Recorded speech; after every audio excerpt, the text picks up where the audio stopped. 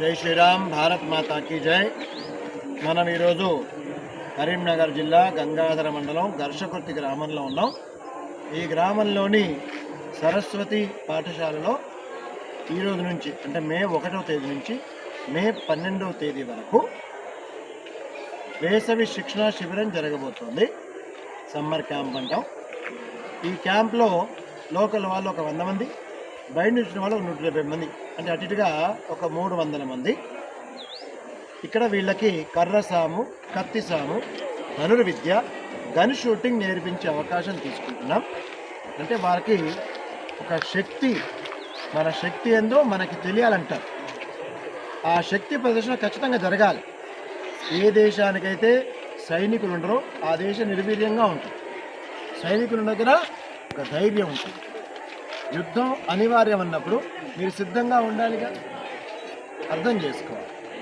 ఇక్కడ మనం పిల్లల్ని వాళ్ళకి ఆధ్యాత్మికంతో పాటు శస్త్రాస్త్రం అందించడం జరుగుతుంది, నేర్పించడం జరుగుతుంది. ఖచ్చితంగా మన వచ్చే తరం ఇంటికి ఒక సైనికులుగా తయారవ్వాల్సిన అవసరం చాలా ఉంది. మీరు ఎప్పుడు శాంతి శాంతి అనేది చాలా కష్టం అండి.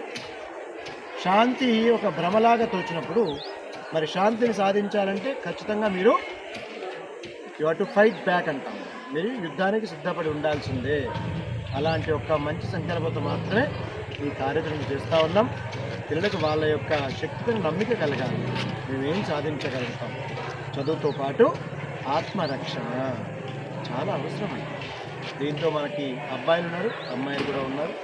దీనికి ఎంతోమంది సహకరిస్తున్నారు, చాలామంది ఆనందపడుతున్నారు. ఇలాంటి కార్యక్రమం జరగాలని ప్రోత్సహించిన వాళ్ళు చాలామంది ఉన్నారు. కాబట్టి అందరి యొక్క ఇష్టపూర్వకంగా, అందరి యొక్క అభిమతపూర్వకంగా మాత్రమే మన ఈ కార్యక్రమం ప్రారంభం చేస్తున్నాం. ఈ కార్యక్రమం కొనసాగుతుంది. బాగా అర్థం చేసుకోండి. ఛత్రపతి శివాజీ గురువు గారు సమర్థ్ రామదాస్ స్వామి గారు 1100 దేవాలయాలు స్థాపించారు. దేవాలయం పక్కన ఒక వ్యాయామశాల పెట్టారు. అలా వ్యాయామశాల పెడితే అప్పట్లో టీవీలు లేవు, సెల్ ఫోన్ లేవు, సినిమాలు లేవు, క్రికెట్ మ్యాచ్లు లేవు. పొద్దున్న లేవగానే పిల్లలు దేవాలయం దర్శనం చేసుకోవాలి.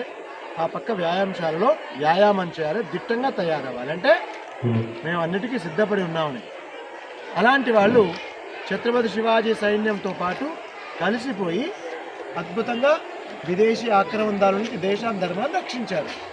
అదే పని ఇప్పుడు మనం మొదలుపెట్టాం. జై శ్రీరామ్, భారత్ మాతాకి జై. ఎంతమంది వస్తున్నారు? 275 మంది పైనే ఉన్నారు. ఎన్ని రోజుల పాటు? ఇది 12 రోజుల పాటు జరుగుతుంది. మే 1 నుంచి మే 12.